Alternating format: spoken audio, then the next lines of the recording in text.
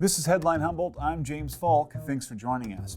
Yesterday was Thanksgiving, that day on the calendar when we as Americans are traditionally encouraged to focus not on all the intricate problems and conflicts in our lives, but instead on those things for which we have gratitude. Our guest tonight is certainly someone we as a region should all be grateful for. Aundrea Stuckey, the founder of Youth Arts Will Succeed, or Y.A.W.S, is an activist whose work attempts to help people use art and imagination to celebrate their community and develop greater resilience, particularly for the Black community. We recently sat down with Aundrea and present to you now that conversation.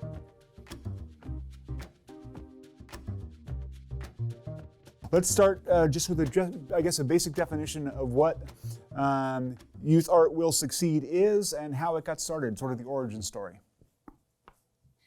Well, I guess it kind of started when I had a music contract with Aundrea Stuckey. He's a Bay Area rapper. And I, was telling him about some of my projects that I wanted to do. I wanted to found my own nonprofit. And he's a really interesting man. Something that I really, really appreciate about him is that he's all about action. So when I told him that, he was like, all right, well, are you going to just talk about it or are you going to be about it? I don't surround myself with people who just say they're going to do things and they don't do it. So I was like, wow, okay. He was like, well, let's see, are you going to do it? So I went and I filed for my nonprofit status that day. That was back in the end of 2018, December 2018, and I processed my paperwork in 2019. And that right a couple months after that is when the George Floyd incidences went down.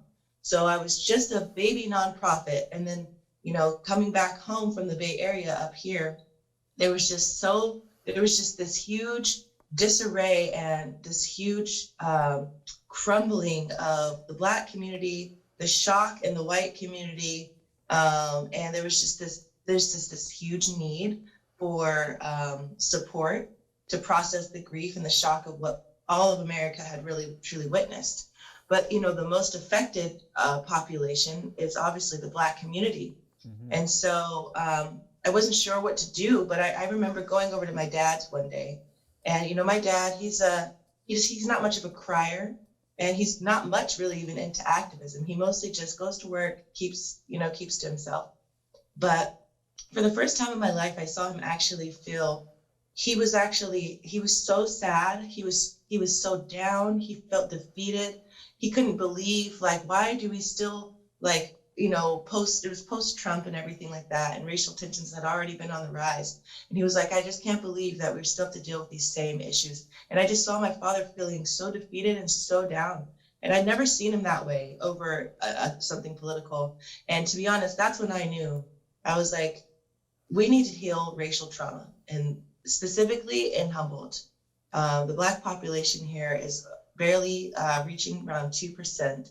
So we're a really low demographic, which allows for so many misconceptions, because when your numbers and your population size are so low, the community doesn't actually have a chance to engage with you and learn about your culture. So misconceptions are allowed to just kind of go rampant. Sure.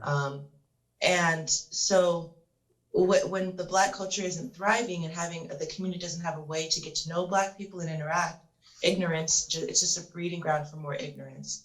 And, I mentioned the George Floyd thing, but, around the same time, I was almost hit by a 4x4 truck, screaming racial profanities at me out the window. And so I had felt the direct effects of attempted hate crimes just around the same time myself. This was here in Humboldt County? Oh yeah. Wow. Arcata. Yeah, just not too long ago. And I'm not the only one who has had the specific attempted hate crime of 4x4 trucks trying to run them over, and screaming out racial profanities at them. And so, we have a classic case of a high tense racial environment and a low Black population. And so my solution to that was, how do we get the Black population here to thrive and to grow? How do we nourish them? And how do we create a counter narrative to this hate that we have to see in the media about us, being murdered and not feeling safe to walk across crosswalks or walk at night, or how do we make the Black community feel like we're safe here to flourish here and to actually participate in the community? And so I look back on my life and I thought about what it was that gave me the power and the freedom to truly tell my story and kind of sort of disarm the ignorance and share about myself and feel like participating in community. And that was always through art. When I was on the center stage, or when I was sharing my music, or when I was sharing any sort of performance art, I had the audience's full attention. Kind of like when you're driving through a town and you see a mural, you have that audience's full attention, even just for a split second. Mm-hmm. Or when a song comes on the radio, you might be inclined to actually listen to it. And it might actually be from the story or the voice of a Black community member. And so I basically went through the angle of emergency mutual aid response. So I created care packages for the Black community that had, all sorts of wellness tools in them and money to help pay with a bill. Because that was actually during the same time that we were all quarantined inside. Many people couldn't go to work. Yeah. So all the non-Black community members got together and painted these boxes with Black Lives Matter, you matter, we love you, you are cared for, all these like quotes from powerful Black leaders. And I wish I had an example of a box upstairs, but they're downstairs. They sound amazing. Yeah, so there's just all these love. They were basically boxes full of love as a counter narrative to, what the energy was at the time, of feeling so unsafe. And people were floored at the fact that, that somebody in the community who was not Black would take the time to help invest in putting $100 in a box for them to help pay with the bill. And then they were so just heartwarmed by all the beautiful little wellness tools and get well things and love notes in the boxes. Like it might have been a small gesture, but it made a huge difference in just the vibe of the town, and the vibe of what the Black community was feeling. Because we felt like, okay, yes, there are hateful, ignorant people out there, but here's a direct example of a counter narrative that felt good, Yeah. And so what I realized is that was in 2019 and 2020. I was able to give out over $50,000 worth of money for help with bills and wellness tools for the Black community. But I realized that's not sustainable, yeah. Continuously producing that. So, but during that, I started to veer more into the arts, and I was able to put together a troupe of artists that did an arts performance at the Arcata Playhouse, basically depicting what our experience was as Black artists and Black community members trying to thrive in a predominantly white area. Yeah. And it was just so healing for us to get together and find poetry, dance moves, colors, and piece it all together into a performance art piece to express what our experience was. And it really, really touched and moved people in a way. Just sitting there and talking and telling about our experience here was, and it was more heartfelt, and it, art communicates things that words cannot. Yeah. So that really, was one of the first examples I had of, sort of getting Black voices out there in a way that we can, because when we express ourselves and heal ourselves, we're able to share our story and get that weight off our chest, Mm-hmm. And racial trauma is a really hard issue to work through because you're facing a really tough issue. Like, oh, I'm hated because of the color of my skin. Like, nobody really wants to take time to sit there and think about how they need healing from that. Yeah. It's just like this armor, this defense that we kind of have to maybe I might have somebody be really racist to me today, but still got to keep on living, Yeah. but over time that builds up, Yeah. and so microaggressions over time, even something as small as people thinking that you wouldn't know because you're Black or something like that. That's just an example of a microaggression. But all those things, they build up over time. And we try to go out and we try to do activism, or we try to participate in the community. And you never know where you're at on the scale of being fed up with that.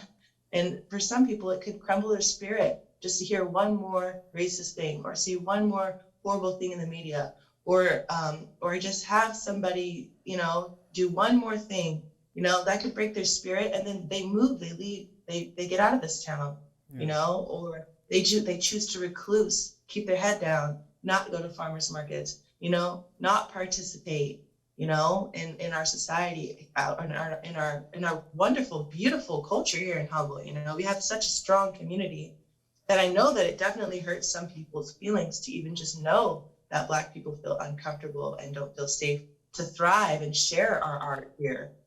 So that's the other side of it, is that in sharing, in the Black community, being invested in with love and having safe spaces to create art, that at times maybe there aren't a lot of white people there, just a place where we can get together and talk about what our needs are. And, that's what we did with that art troupe. I had the Humboldt-based Social Club actually donated an entire house to us so that we could get together, collaborate, talk about our needs, and sort of go on retreat to think about how can we talk about such a tough issue that's even tough for us to talk about, create it into art, and then share it with the community.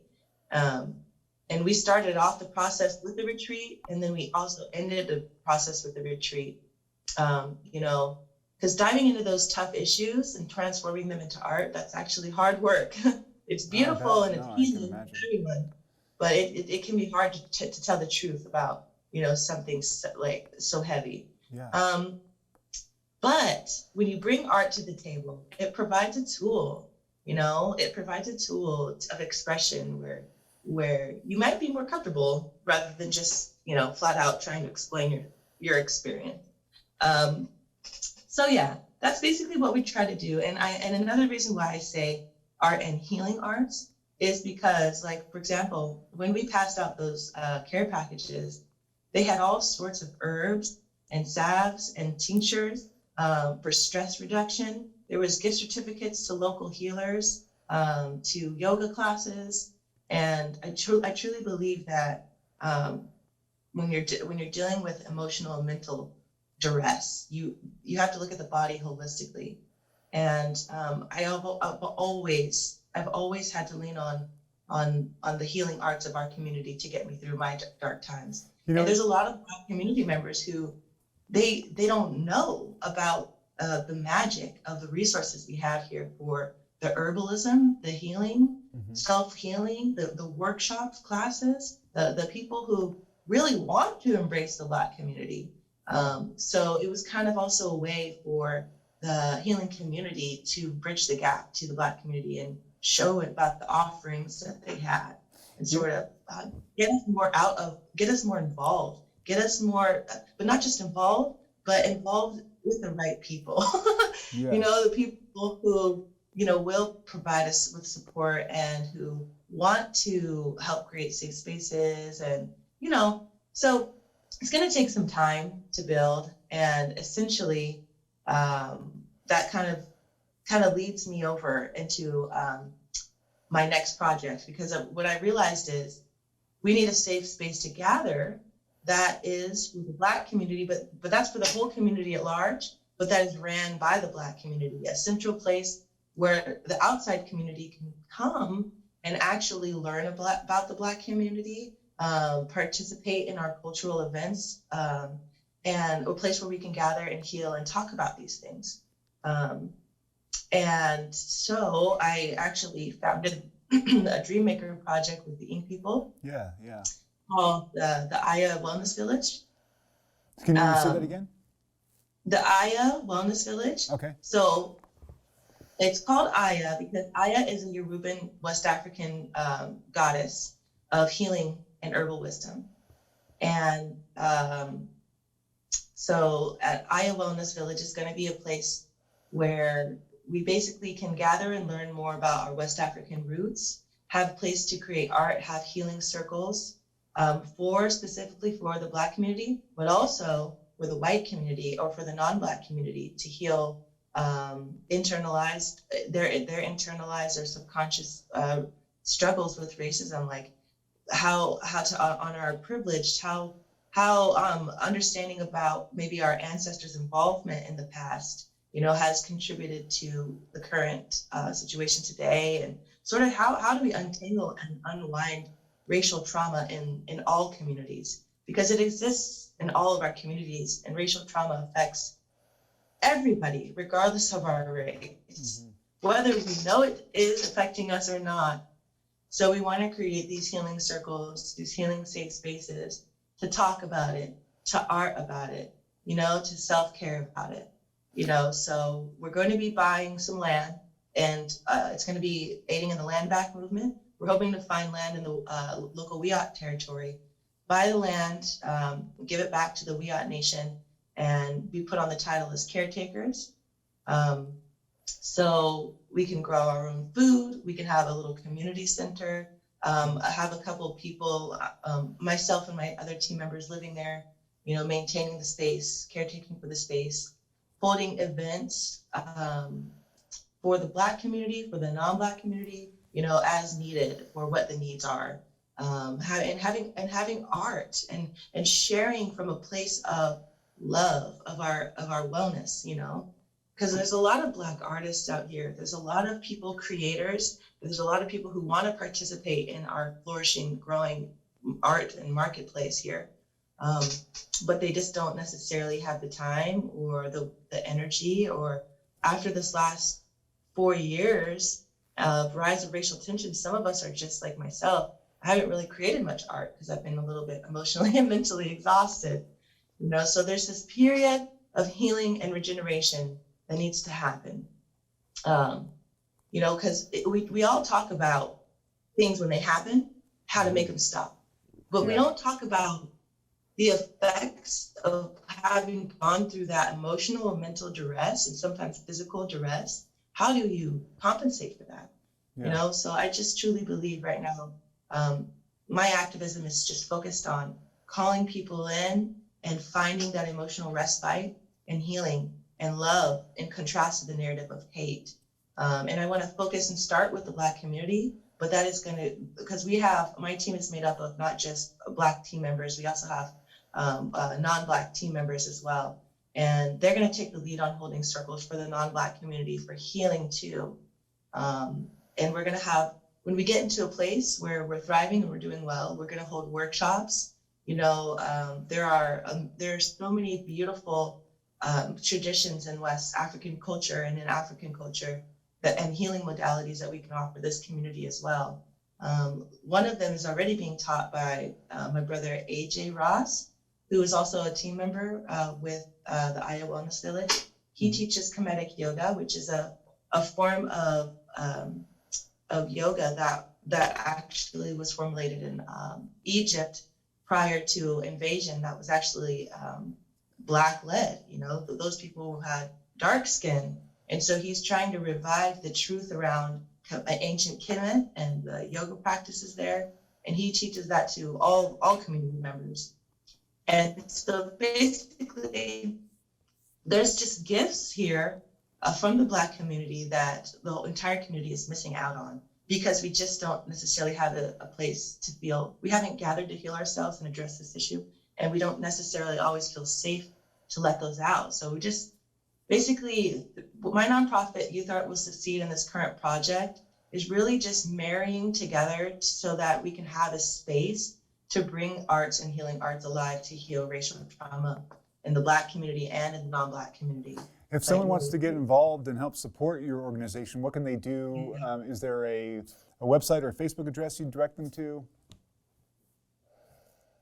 Yeah, so due to financial difficulties right now, we actually had to we couldn't cover the operational costs for a lot of basic things like having a bank account open or having a website, but we still have our Instagram, youth art. It's youth.art.will.succeed. And there will soon be a page through the Ink people on their Dreammaker project list called the Iowa Wellness Village, which will take you to our page, and there'll be a place where you can donate. I'll also be contactable through email anytime as well. And we are interested in collaborating with community members, obviously, regardless of any race. You know, that's the thing, is racism is an issue that we all have to face together. And the Black community is tired of feeling like we have to speak up for it and work on it and tackle it ourselves, to the point where we really just need healing, respite, a time to address the hate and get it out of us and receive love.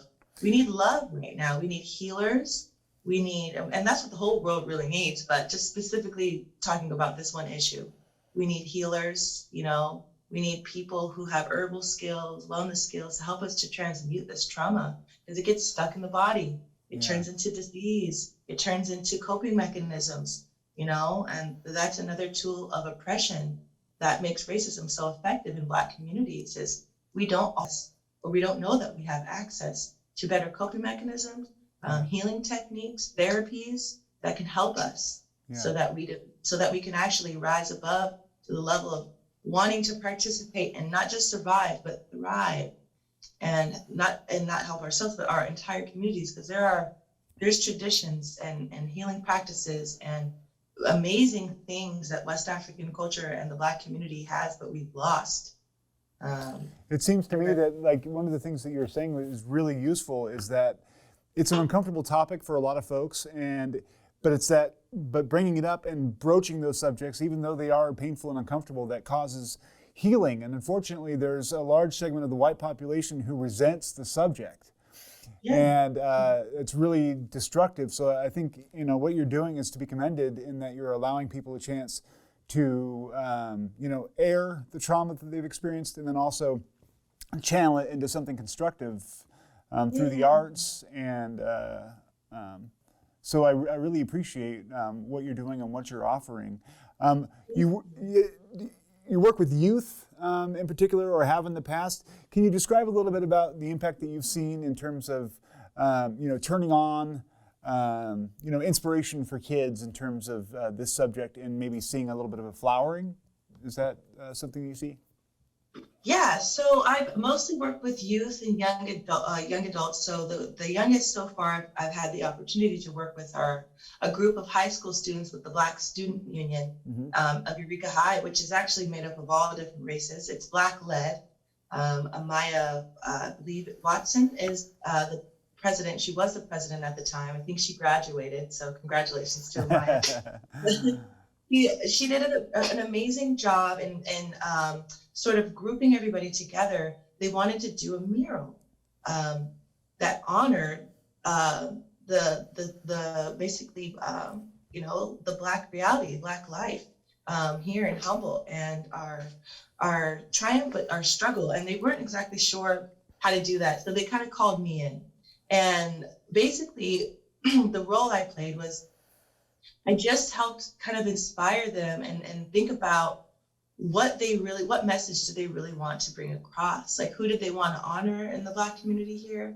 And so they ended up actually picking, you know, a Black mother who's, she lost her son, Charmaine Lawson. Yeah. And they wanted to just honor her struggle for justice here, and just, you know, honor her loss, honor her resilience, and also several other Black leaders in the community. So they decided to paint a mural for the high school that would honor her legacy and her efforts, and also her pain that she had to endure.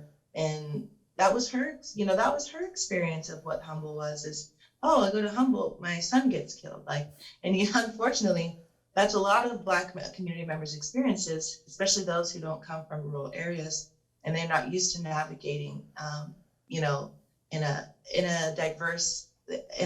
rural area where there's not a lot of diversity. Yeah. And so they get shocked, and they're like, oh my God, somebody just said this to me or this horrible thing happened, and then they leave, and then Humboldt has a bad rep, and they never even get to see like a sunny day at a farmer's market on a Saturday where you see students, diversity, you see farmers offering, sharing, trading, not refusing vegetables to anyone, wanting to get to know you. Like, they miss out on the beauty that that we have, you know. So it was just so cool to see these kids just be like, wow, yeah, that's a great idea. Thank you so much.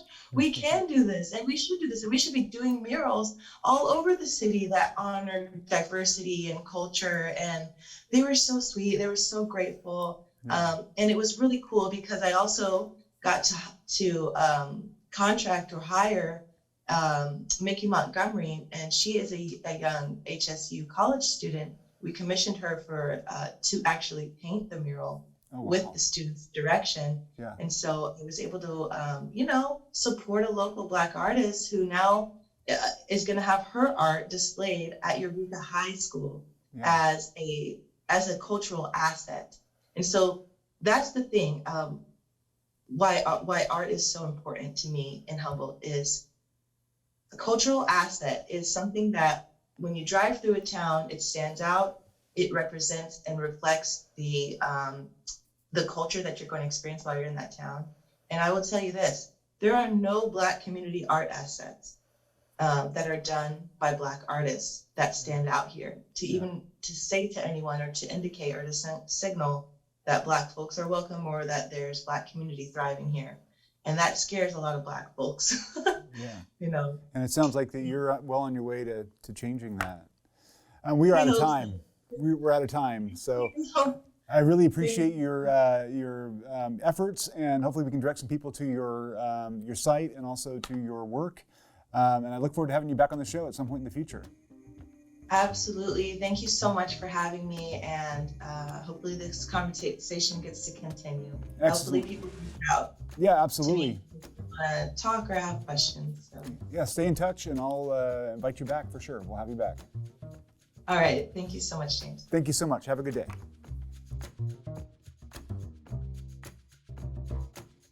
Thanks for watching and for thinking deeply. Stay tuned, stay informed.